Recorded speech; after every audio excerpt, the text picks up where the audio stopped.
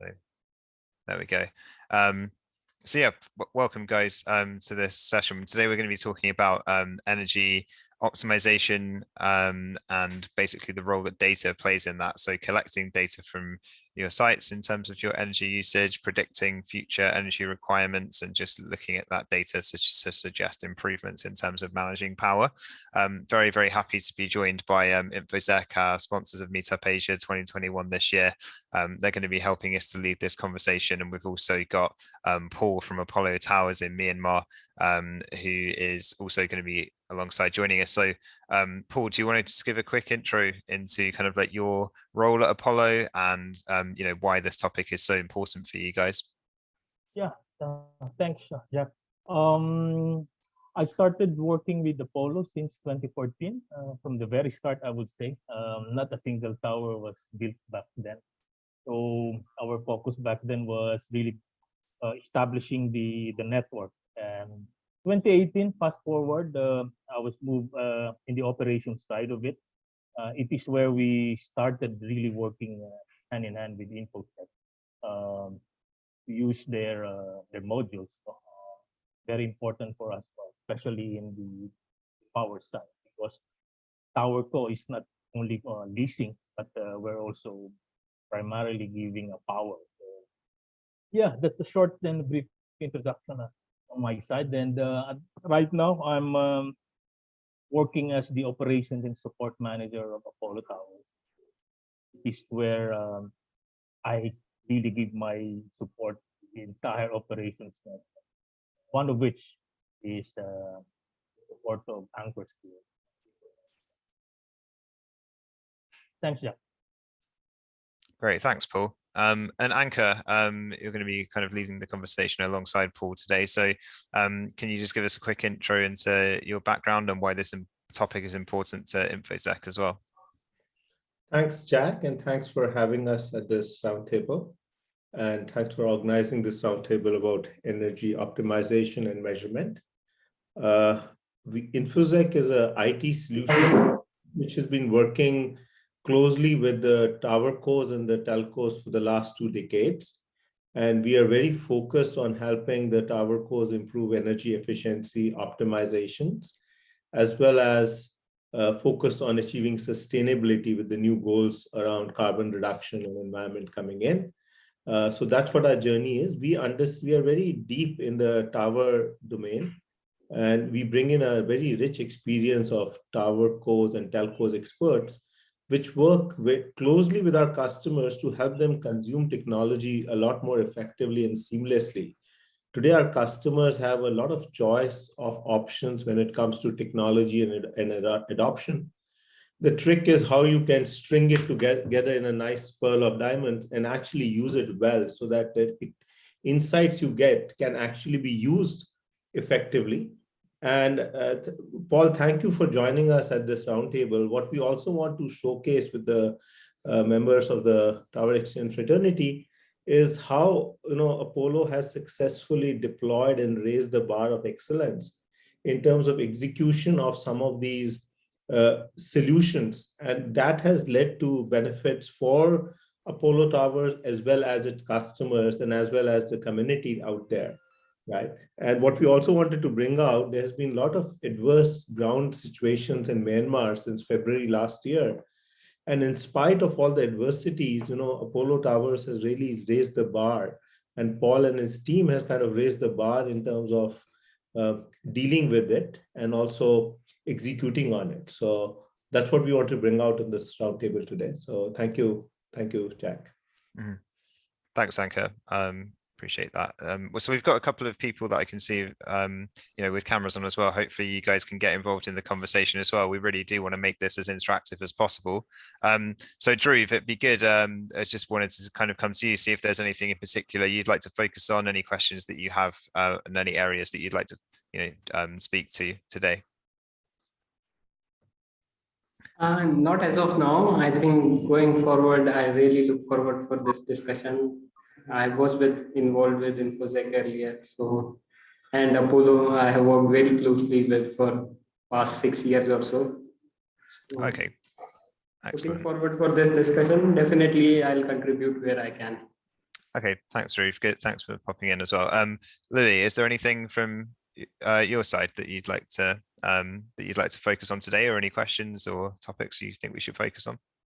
Well, thank you, Jack. Yeah, well, we from Roundtable, we are very much concerned with this topic, and I'm really looking forward to hear more from the rest of the participants, and I'm here also to support and comment on the discussion and provide some of the experience that we have in this field as well. Yeah, very much looking forward for the discussion.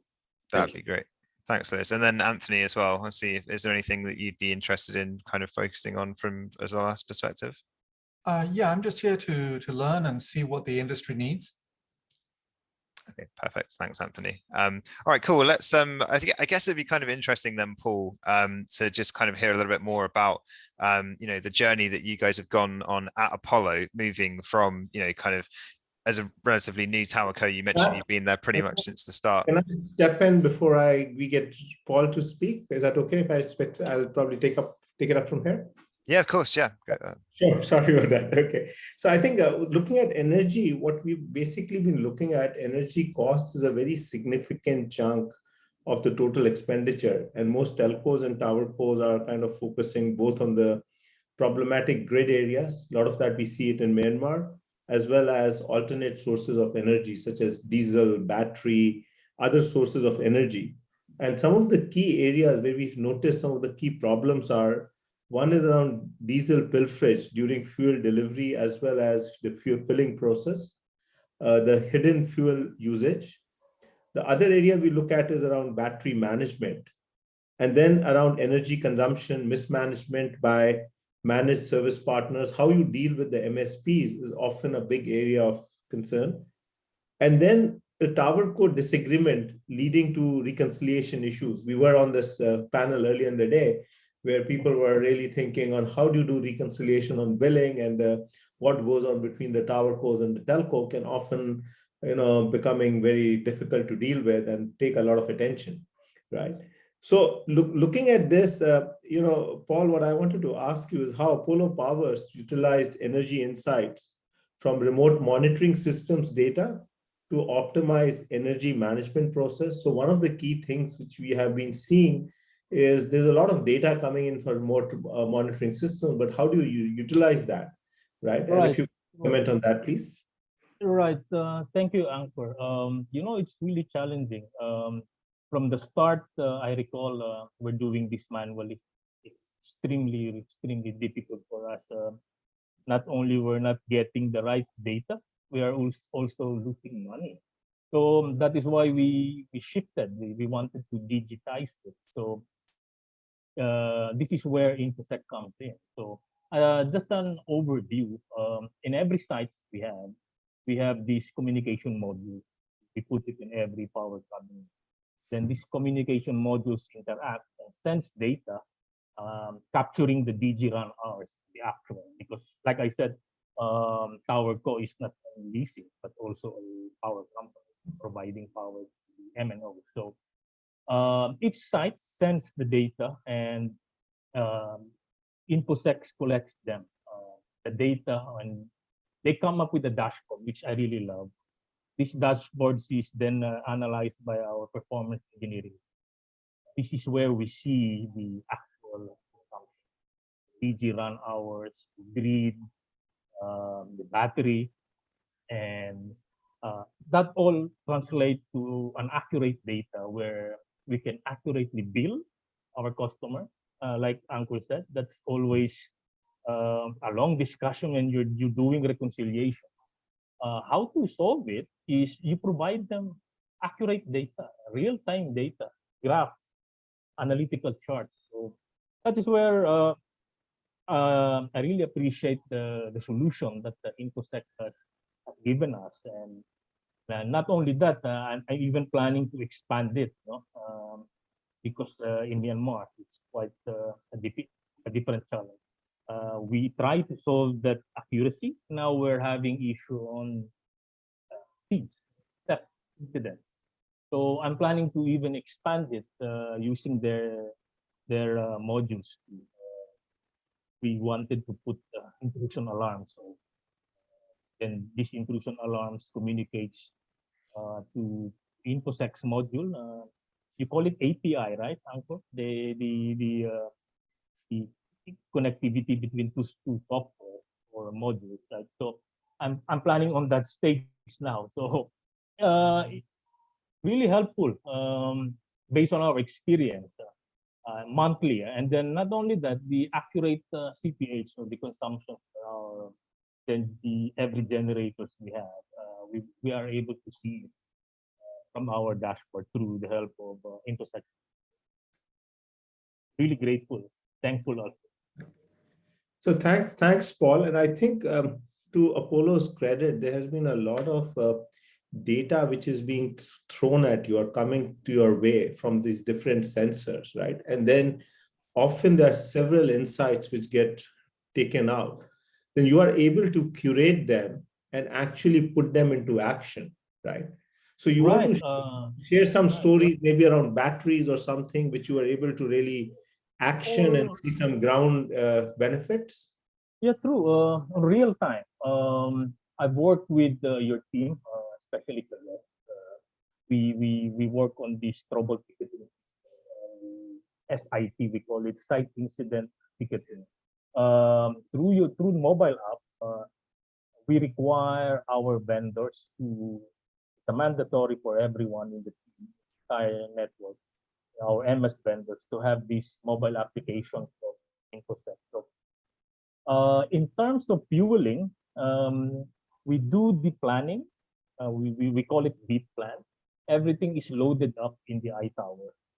iTower sends trouble ticket. It's an open ticket. So it's very accurate, I would say, because it's very monitored. So we completely remove the Excel part. Everything is digitalized, like I said. And not only that, not only on the regular fueling, even on emergency fueling, we are not allowing our vendors to proceed the emergency fueling if we don't see the tickets being raised. So that way, we are able to see, we monitor it through our enhanced communication module. We call it then the Infosec dashboard, showing that if it is really true, if the site is really running out of fuel or in emergency situation, then if it's confirmed, it's being monitored by our network operation center. We have that one. It's like a command center that flashes the dashboard of Infosec. And we issue a trouble ticket. So that eliminates the wastages, I would say, the unnecessary team requesting fuels, because that's one of the, I think most tower core experiencing that most issue or the most issue that giving us huge loss, fuel loss. A lot of things actually. And one thing I would also say, we have this governance meeting with Infosec. Apart from our own performance engineering team, we do analyze the data generated from Infosec. We also have a report coming from Infosec, and that also helps us a lot because we're not really IT guys, so we see it as it is based on our operation, and the analytical part of it, which Infosec gives us, really help us. And how in our OPEX, we see it, our CAPEX, we use the data that they're providing. A lot of things, I would say. Great. Thank you. Thank you so much, Paul. So if any of you have a question, maybe you can raise your hand or put it on chat, and then we can take questions from the group as well. I think maybe I can ask the next question while you are kind of thinking through of your question.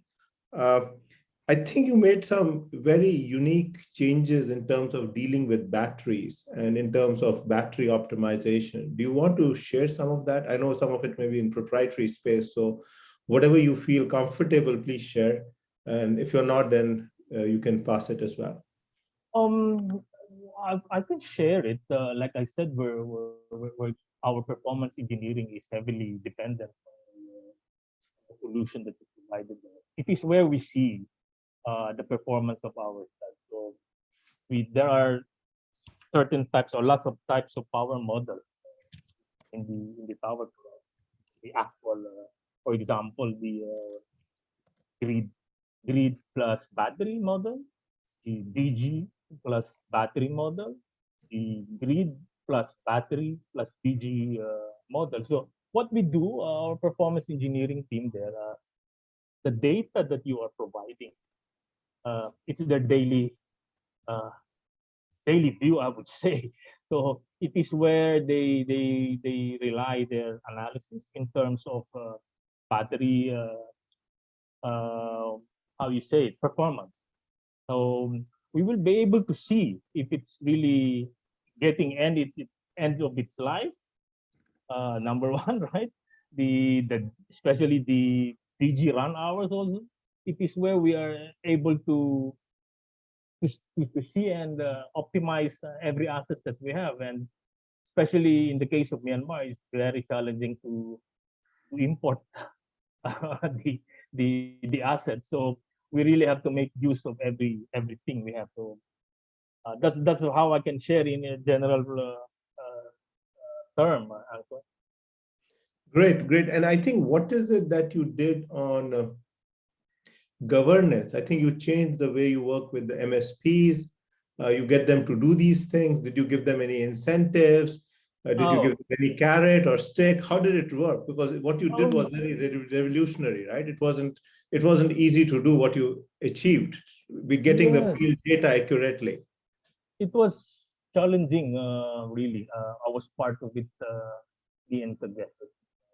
We started from the preventative maintenance. We digitized it. We use trouble tickets also, and we categorize it just to make sure we're paying the right fee to our vendors. You know?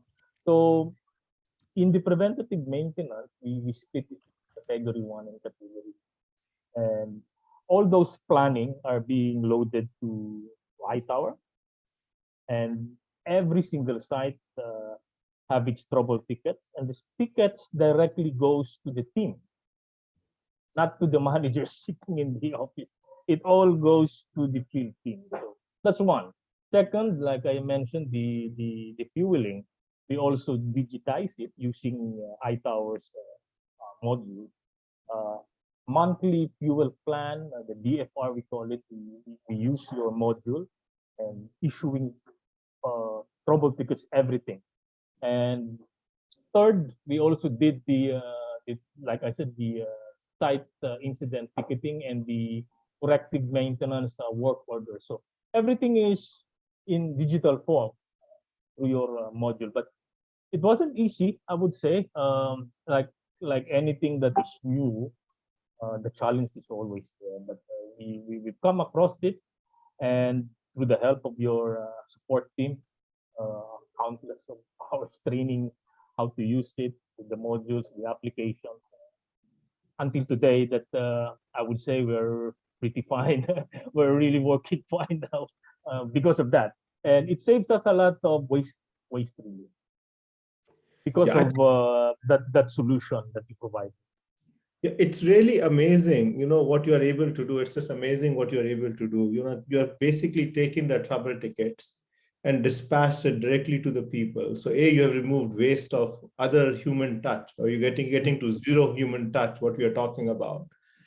And then you increase velocity, right? Increase the speed of doing it, right? And at the same time, you're kind of reducing dependency on the NOC because, you've connected. So I think it's really innovative, right? In terms of you're able to bring this out. So it's amazing what you're able to do right now.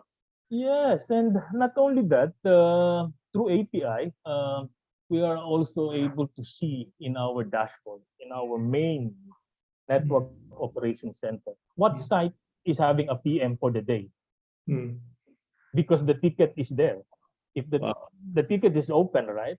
So it's an entire map of Myanmar. We know in which township, which region, will have a preventative maintenance. Which sites are having a trouble ticket? Which site is having an emergency fueling? So that's why we call it a command center. And Absolutely. it really saved us a lot of time in responding. Just imagine if there is a corrective maintenance pop in. I am team number 1. I receive in my mobile, right? And then I see the trouble ticket there, and I need to close it. Otherwise, a network operator will call me because the network operator is seeing that in the entire map. So, yeah, And I think great. you are ahead of the network operator, because as soon as the network operator raises, you get it on your mobile almost instantly. So you're kind of linked on that one. So that gives you a lot of amazing insights. I also see on the call David Wen. David, thanks for joining from across the street in Myanmar. So David, you have any reflections? You understand the Myanmar environment very well. Would you like to share anything?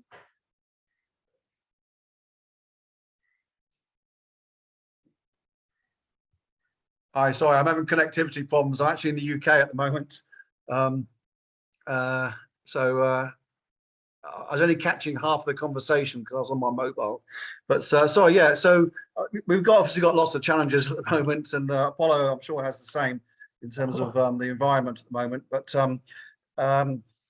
yeah, I think we're all looking at digitization and looking at the other presentations throughout the week as well. There's there's obviously, that's the big theme now, which is modernizing the way we monitor sites and take decisions and trying to make things as real time as possible. So we're looking at all of that. Unfortunately, we have multiple different system types in our network, multiple different vendors. We have 5 different RMS systems for a start in our network. So bringing all that together and then presenting it all in one place so decisions can be made, or even automating it, is quite a challenge. I mean, we are, the CTO, Hans, and myself, I mean, we are sold on the idea of automating as much as possible. I think when I was at the last Tower conference, we had a similar session to this. And my vision then for IGT, which is still the same, is I'd like to automate absolutely everything. And and have some AI in there one day maybe, but you obviously need to have scale to do that. Or you have vendors that can provide it for you. So we're quite keen on moving ahead with trying to automate stuff, but it really depends on how much you can actually monitor and how reliable the data is that that's coming in, which is a bit of a challenge, particularly in Myanmar at the moment with the communication issues that we're having, with the things that have changed. But it's definitely our goal to do that and to try and automate as much as possible and help the sales team, the field team. I think also for the field team to have access to data. Traditionally, the NOC has all the data and all the historic data, but for the field team to have these apps that you just mentioned, that Paul mentioned, where you can also look and see, what the history of the site is. How many times has the generator switched on in the last 7 days? The NOC has all that sort of stuff. They can interrogate it, but the guy in the field on his phone on the app, if all that sort of stuff is available, if he wants it, then it just makes things so much more efficient. And he can see what's going on.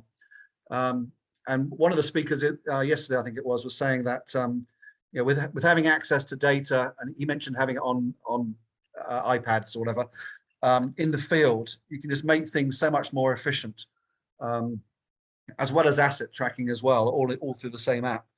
So we're keen on it, but it's still early days for us because we've got these multiple systems and we've got other challenges at the moment that are distracting us. But we'll get there. Hopefully this coming year will be quite a step ahead. Thanks, David. Thanks for joining in remotely and for the poor mobile connectivity and a different time zone. Really appreciate that. And I think I can imagine running the operations remotely can be a big challenge in a different time zone as well. And we were talking about it earlier on. Some of the Apollo people are sitting in a time zone they set up at 4 o'clock in the morning. So I'm guessing you start your day very early as well. So thanks so much for that. And I think, Paul, would you like to comment on some of these elements? I think some of these elements may be common to you, like dealing with multiple RMS, what David pointed out, and how do you look at the data coming in a real time, or looking at history of sites? Do you want to comment on any of them or any other? Yeah, I can share. It was it's a challenge really. Two different products to communicate, right? So I can't remember how many months we finally made it. Yeah, same with what David said. We have also multiple communication modules or RMS that we are using. But we did manage to integrate it. A lot of man hours to make it happen. It's very crucial because without data, everything is just opinion. So that's our goal and our mentality. So we really work hard on it, spend really much of our effort during that time when we're doing the integration. So we come to the point that the data are coming now from site, from our communication modules, being sent to Infozech, and that's at first just a massive load data. How are we going to analyze this? That's the challenge. So we streamlined it. We started looking at those important.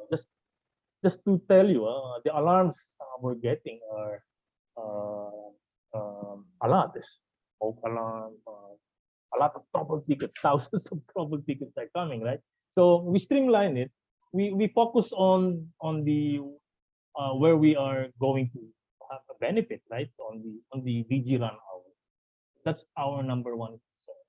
That is where we really polish it, because accurate DG run hour is, equal to correct billing to our customer and correct payment. So it wasn't easy. Because not only sending data, getting data.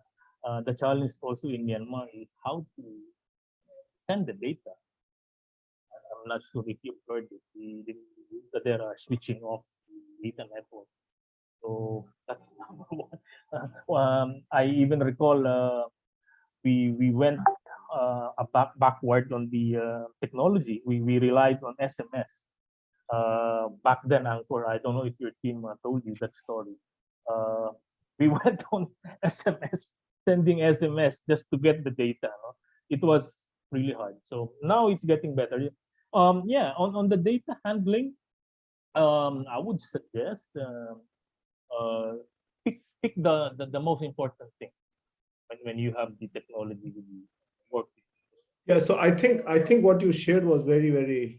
I think it's very good for the user, for the roundtable to learn and listen. I think at one point in Myanmar, the data network used to get stopped, right, for the night or the day, Right. And then your system started not getting connected to the site. So you had the best of technologies which used to work on data, but at one point, for application, for social application reasons, for different reasons, the data network stopped in Myanmar. And then how you and Infozech innovated, or how did you make that happen in a very short period of time so the connectivity remains? I think how you switched to SMS, which you were sharing. So maybe you want to contextualize that more, because that's a very important point, and how you dealt with the ground situation. Right. So it was difficult really, because we were really thinking, how are we able to get our data accurately, because we're not only losing connectivity, we are also restricted on movements. How are we going to do that? It's a big challenge. It's a lot of work involving even our own IT team. Not only the performance engineering team and our technical. The challenge is how our power equipment would be able to send the DG run hours that we are wanting. So I don't know how they do it. I'm not part of that. All I wanted is to get the data, and all I can say is we survive it, Ankur. And then we really have as much as possible. It wasn't 100%. Just imagine, it wasn't 100%, but we are able to justify it that this is the DG run hours, because you see, like I said, without data, everything is an opinion. So we were trying to back up our billings to our customers and showing them, yes, without data connectivity, but we have this SMS report coming from our side, and this is our DG run. It was unbelievable, really, Ankur. I remember. No, that's great. Absolutely. So I think what happened at one point, the data network stopped working. And then Apollo and Infozech together came out with a solution around doing it on SMS. And the SMS channel was still operational. So the critical data would flow between the devices and the NOC on SMS. So while the field people were not fully enabled on all the applications they could, but the critical elements, they were able to communicate both ways using SMS. And I think this was put together in a matter of 2 to 3 days. So very quickly, this thing got put in and it started working and going from there. So I think that was pretty effective to handle the situation. I think Anthony is asking this question: how is the sensor collected at site, IoT? Is that right, Anthony? That's the question you're asking? Yes. Okay, so I think the what we have is these are different IoTs. What the RMS is different types of IoT sensors on sites, and they're different. The IoT sensors can be from different manufacturers, like multiple RMS, like David just mentioned. 5 different RMS they have, and they are operating from that perspective. So that's the sensors which are relaying. And what Paul is mentioning as the ECM, the communication mechanism, is that it is what enhanced communication mechanism is what they're kind of sending in. The sensor is relaying the data from the site, which is being captured by the tower, and then you're kind of cleaning it up. Yeah, go ahead, Anthony. So then how do you handle the IoT has a battery, and if that fails? Yeah, so what you're saying is if the IoT mechanism, the battery fails, what happens? The site has enough power. Normally, there's no dearth of power, right? But the cost of power is pretty high. So there will be DG set, there will be battery, and then within the IoT, there's a battery which will possibly last another 30 hours, right? So there is enough battery within the sensor unit to be able to relate that information. So that outage is, I don't think that's happening, right? Paul, you may want to confirm of that. The sensor is able to relay information. It's just that it's relaying too much information, and sometimes that is not accurate. Yeah, correct. So the enhanced communication module that we're using, it's actually basically an RMS. If it loses data, it automatically switches ECM to SIM. So the SIM card is the one working if there's absolutely no data at all. So all the information that you wanted, we programmed it. And just imagine SMS, it's totally different. So we only choose what we wanted. For example, we only wanted the DG run hour. So it is sent to our NOC, to our network of the central NOC. Yeah. So so I don't know how it works, the magic in that, but it's really working for us. Yes, folks. Yeah, go ahead, Anthony. Yeah. So how do you handle, when you're doing a site construction, you don't maybe have power yet. I mean, Myanmar and Cambodia are very, greenfield sites. They make greenfield sites look good. Right. So from the start, you mean when we? I think in the construction phase, what you're trying to figure out, I think the question you're trying to figure out in the construction phase, how do you handle IoT. Is that what your question is, Anthony? Yeah, you have a workflow when you put in the first IoT devices, then you have power to site and so on. Then take me through that. Yeah, so I think that's still work in progress. Like David said, you wanted everything automated one day, right? So that's what we're working for right now. But till you have the IoT sensors put in, there probably isn't the right workflow coming in till then. And we have Christian from Essentria. And Christian, you want to take a stab at that? Before your IoT sensor is there, what workflow works? Well, usually there's few situations where you have a greenfield installation. You have the chance to go in the first stage with the RMS unit. Typically, the customer calls for an RMS unit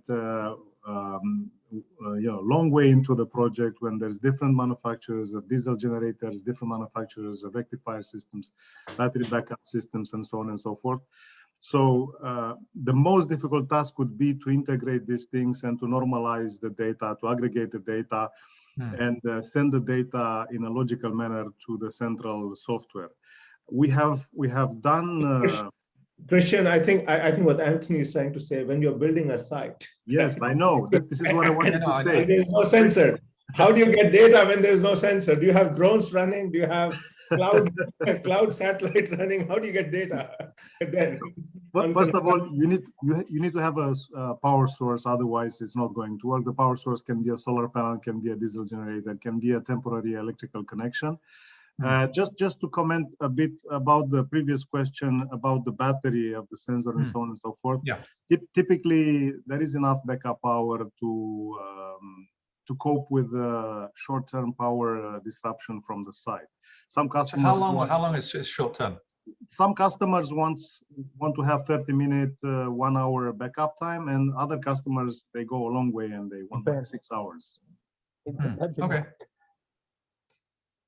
So we also, Chuck, thanks for joining. We also have the grandfather of the tower industry joining the call today, early morning from the UK, I'm guessing. So Chuck, thank you so much for joining the call. Any reflections so far, any questions or advice for us? Oh, I probably have a few. I'm never short of it. Look, I'm in London as David is, so I'm West Kensington with unstable internet. I would probably be better off in Yangon. Look, I think there's some, to me personally, where I am in my life with this industry, I think power is a huge opportunity. I've spent 20 years running power from towers, and over 20 years, manually. Okay. And we've all learned the hard way of what that means and how you do better and so forth. Helios, for example, under the leadership of Kash Pandya, who came from Greco, we brought Kash in when I moved up to executive chairman to be the operational CEO, basically. And so he brought with him a team of Lean Six Sigma experts on power. Okay. Now, what that's resulted in is Kash reported, or Helios reported on their second quarter report, that they had achieved 99.99% uptime for 4 consecutive quarters. And remember, this is in 5 or 6 markets in Africa, including Congo Brazzaville and DRC, which is phenomenal. Now, it's based upon a sort of classic manual system that is super detail oriented and reasonably people intensive, if you're familiar with Lean Six Sigma. And so I know I'm no longer involved with the business directly, but I know they're involved in thinking about along the same line as how do you at least begin to digitalize some of this activity. So in listening to the comments here leads me to the conclusion that I've reached, which is, look, this is a huge opportunity to solve, and I will at least provide a little promotion. Recognize that I have an involvement with and I'm on the board of a company called PowerX Technologies. You can Google it or contact me. I don't see any of them on this panel. They're based in London, but have been active in proofs of concept and even production trials for large tower companies in Africa. I'll put it that way. And they are, excuse me, they are beginning to communicate with Southeast Asia as well. And the bottom line is PowerX has an AI-based, real-time, automated power optimization software that sits on top of whatever sensor systems you have, whatever RMS and rectifiers you have on site. The APIs can be connected. I'm going to be out of my depth here on technology, but across many different sources of data. But the point is, pardon me, back to David's view is, and I know Myanmar has its own unique issues here, but what PowerX has done has actually already solved what David's goal is and mine is, which is to automate as much as possible every single piece of the energy power chain on a tower. The PowerX software, it collects data real time. It's connected to the weather channel. It is so it can predict when sunlight is recharging the solar panels. It can predict how much energy has been or typically is generated by solar during the day and not captured by batteries. So it will even go to recommending dimensioning changes in order to improve it. The bottom line is, and it's making control decisions, Paul, for example, it's not sending, it sends the data back to the NOC, but the decisions aren't made by the maintenance contractors in the field or the field team or the NOC. The decisions are made automatically by the system itself. If it says turn on the generator, which is the last option, because what it's trying to do obviously is maximize every other power source in a non-grid or poor grid area, and it'll even manage grid peaks and things like that. And it determines when you shift from solar to batteries and vice versa to maximize the use of that energy before ever reverting to your backup, if quotes, generator. Now, the result of all that is in the proofs of concept that have been done by the business, and you can get the full demo from the team, and it'll be a little bit more insightful than my comments, but is energy cost savings, and these are in two African markets going on to 5 on production trial. Over 30%, 30 to 35% in cost, and over 50% in CO2 emissions. And in some cases, end up operating sites that have reverted to DGs on a common basis, to never actually turning on the DG, or certainly minimizing when you turn it on. So by definition, there are the savings. But my point is, it is fully automated. Okay, you don't have any human intervention. It will predict when there's a PM session scheduled. It'll respond quickly, automatically to a CM position. It will notice when there's been immediately it will notice and send whatever kind of alarms you want if there's a theft on the site or whatever. Anyway, that's enough for my advertisement, but my view is that it is this panel. The reason I'm on here is because I was kind of wanted to listen to see where everybody's coming from, and just contact me and I'll put you in contact with PowerX, because it's phenomenal. The only other, which doesn't make sense here, but the other main thrust of what I'm doing these days is focusing on finding solutions to rural rollout, because it doesn't just apply to Africa or South Asia.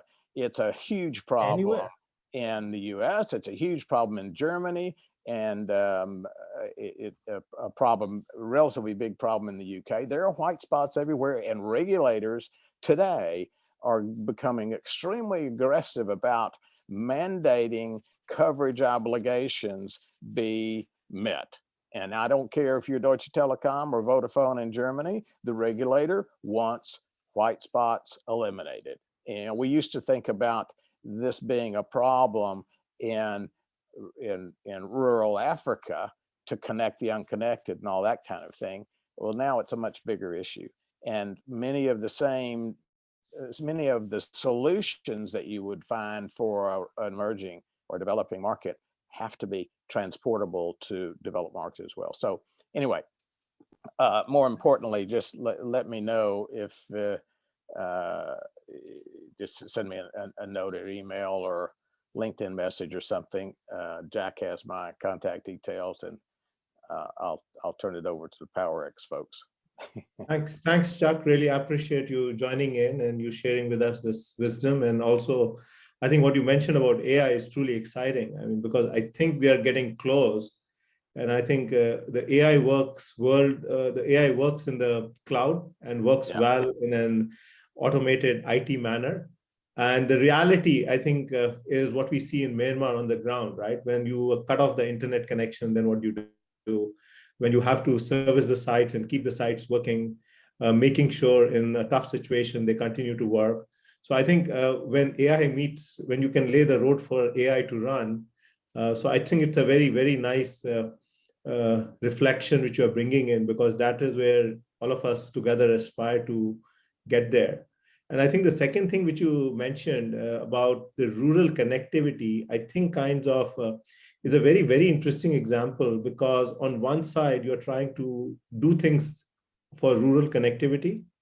The second thing, the COVID has flattened it, because now people want to work from rural countryside. So rural is no longer backward, but it's cool, yeah, right? So you want to actually work sitting in a rural landscape, and more people are getting there. So I think that's a great thing happening.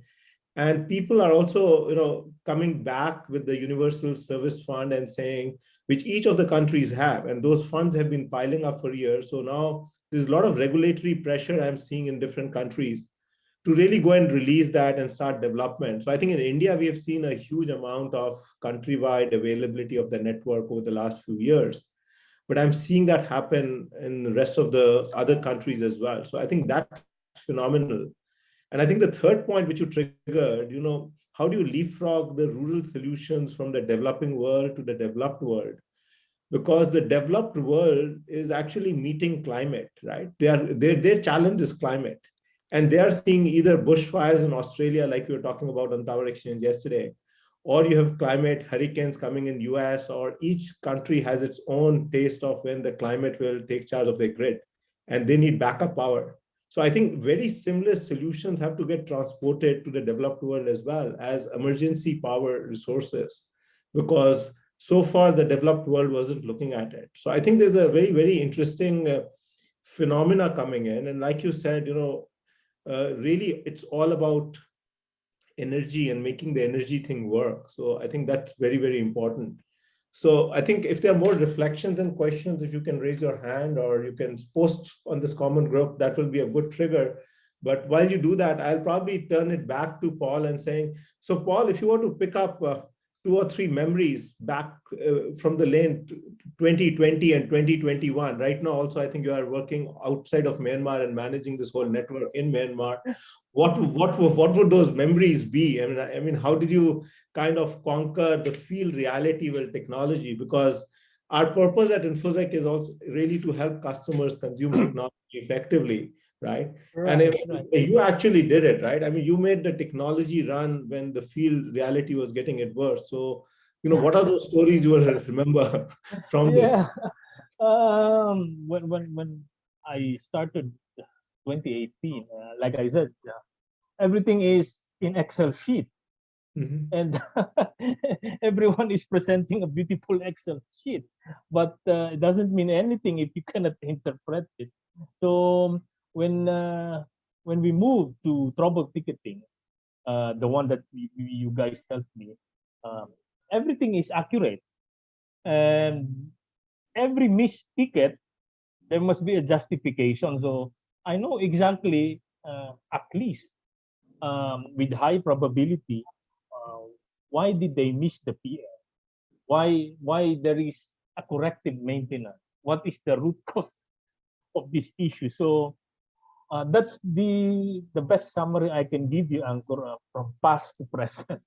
So when I'm seeing a dashboard now, a report based on your data, all the trouble tickets I see, it's easy for me to just go on to the missed one, right? So that's the changes, huge changes, Ankur. Thanks, Paul. I think that's huge. What you're saying is actually huge. You're saying what made you confident to say goodbye to Excel for an hour or 1 minute, right? What was the tipping point, right? The diligence of the trouble ticket, the validation, the accuracy, and the drill down made you believe that you're better off, taking that up. I mean, it's very similar to us going to Google Maps. I mean, if we go back in history, there was a day when we were not using Google Maps. And one day we said, we will use Google Maps. And that was a leap of faith. So you actually had a leap of faith saying, okay, I can leave my Excel sheet, which I really love, and I work on it 24/7, but I'm going to jump on this trouble ticket, right? Right. And it eliminates manipulation of data. That's what I'm really impressed about. It used to be manipulated, right? But now they could not, because of the trouble ticket that every team are receiving. Wonderful, Ankur. So I think the other point which is coming in, and I think we've been touching upon effectively, and also Tower Exchange has been working on it, is about how important is the overall data framework and how do you set up in place.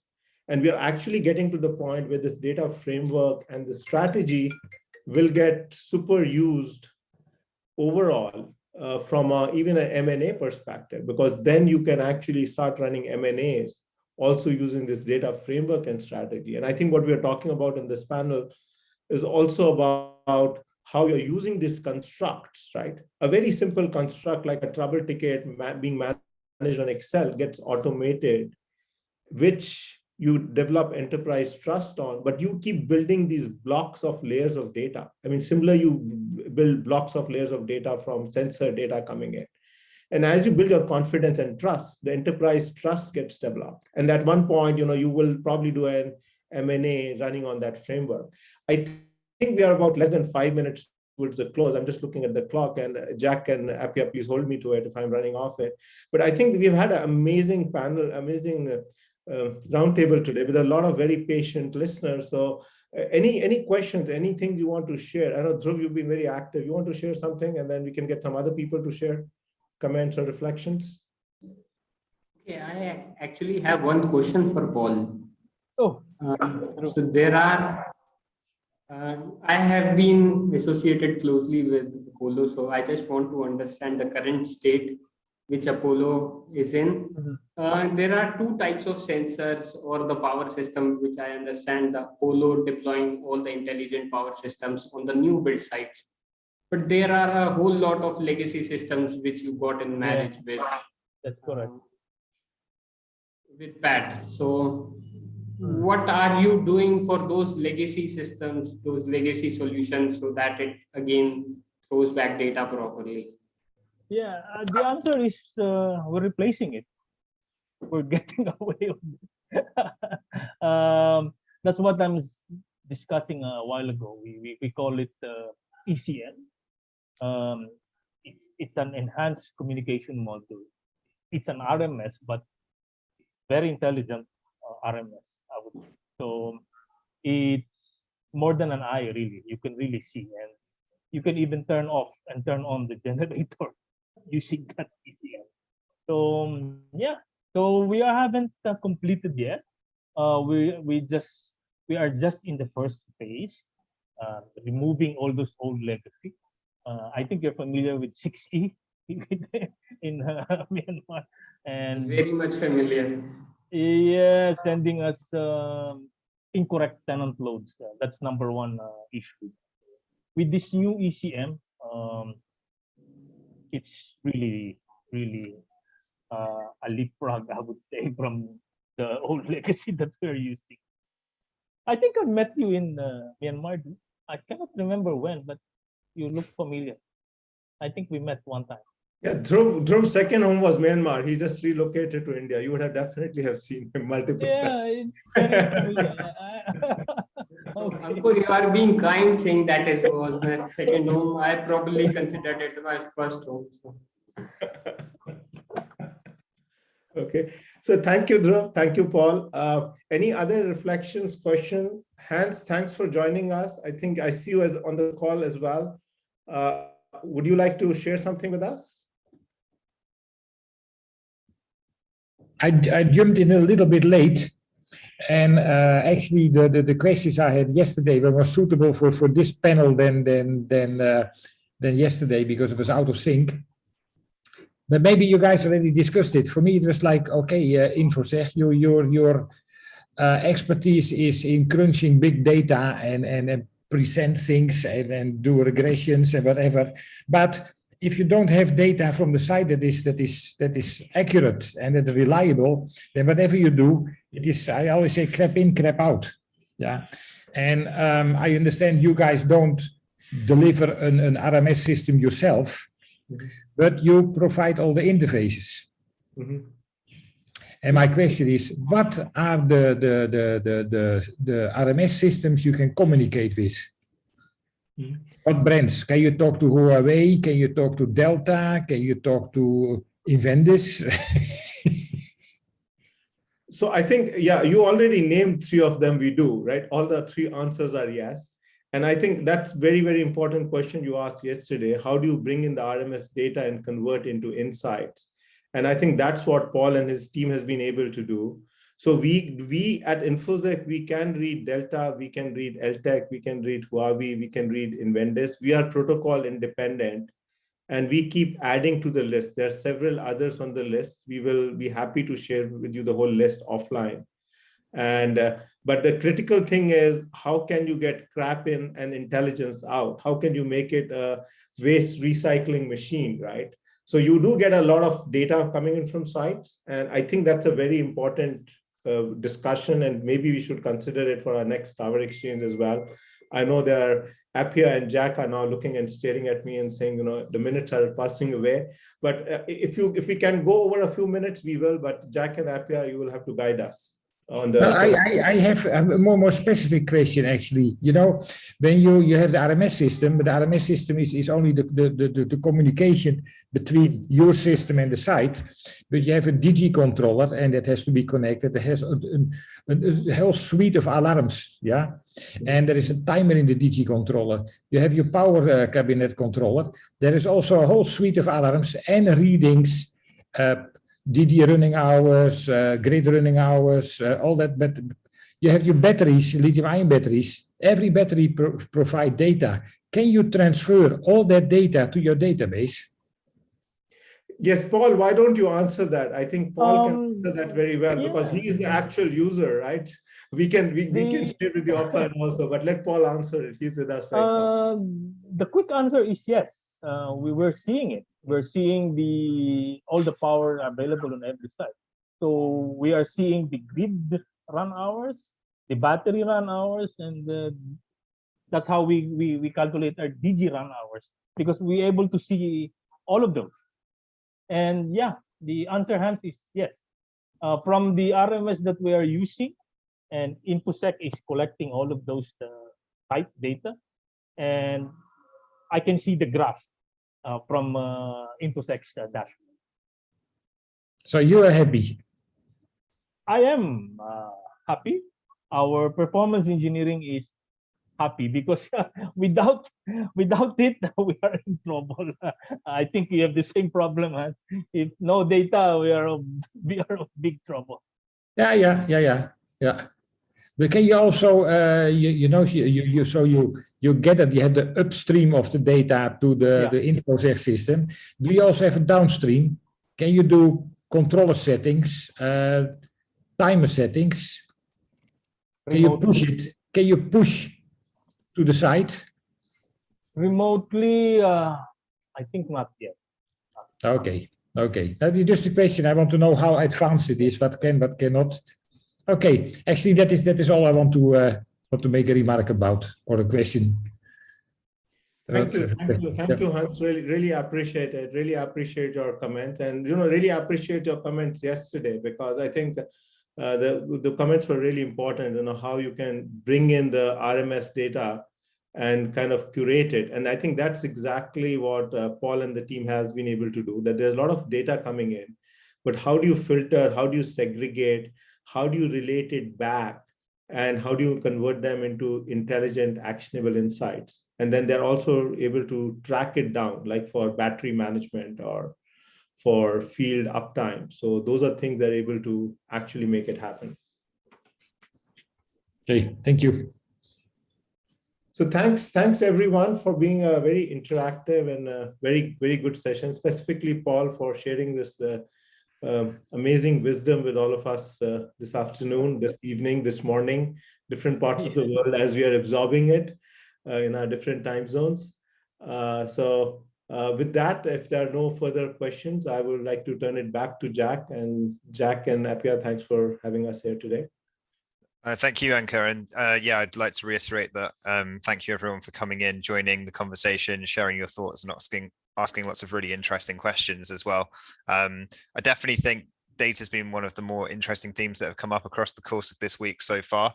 We're definitely keen to try and work with you guys in the industry there in terms of taking this forward as well, and trying to progress with some of the things that we can help with everybody in terms of their data strategy. So kind of standardizing certain inputs and just looking at what the next stage of this is. So that's definitely one for 2022, I think. But yeah, for now though, thank you very much for joining. Make sure you come back for day 5, the final day of Meetup Asia tomorrow. We're going to be kicking things off with a really interesting panel on M&A activity, and then jumping into some country-specific spotlights. So we'll be deep diving on India, Indonesia, Malaysia, the Philippines, Bangladesh, and the last one, Australia. So yeah, make sure you check that out. I think they're going to be really interesting. Lots of good kind of like towercos from those countries coming in and sharing their perspective on how things have changed in the past year. But for now though, big thanks for joining again, and see you all soon. Thank you. Thanks all. Thanks everyone. Appreciate it. Thanks Thank you, everyone. Thanks. Bye-bye.